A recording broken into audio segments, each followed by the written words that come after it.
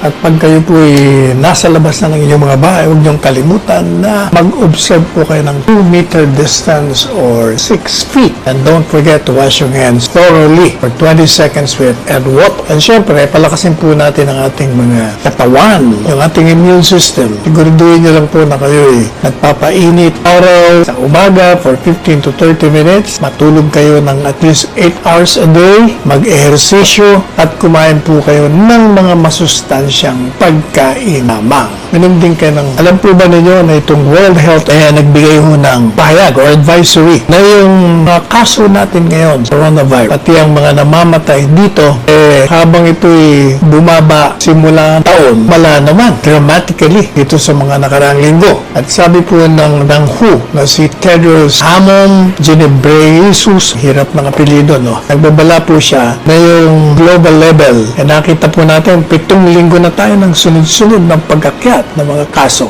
4 na linggo na rin na dumadagdag yung bilang ng mga namamatay. At tunayan daw, nakarang linggo, ang the 4th highest number. Pagdaya po ng paalala ng programa, sinasabi ng World Health Organization na yung pagdidistansya po natin, 2 metro o 6 na pie, yung physical distancing na tinatawag, ay it work. Ibig sabihin, gumagana ho yung pagdating sa pag-iwas ng pagkahawa nitong coronavirus. Ganun din po ang sabi, contact tracing, pagsusuot ng mask. Alala natin, everyday, yung pong paghuhugas, yung pong pagbubukas ng inyong mga sasakyan, kahit na kayo rin buksin nyo ng konti para pumasok yung hangin. Yung pagbubukas ng mga kwarto, kagaya ngayon, bukas ang kwarto natin, kaya nasa loob naman tayo ng building. Gagawin lang natin, pati na yung pag-isolate, pagko-contact trace natin ng mga nahawaan, pati na yung pagka-quarantine natin.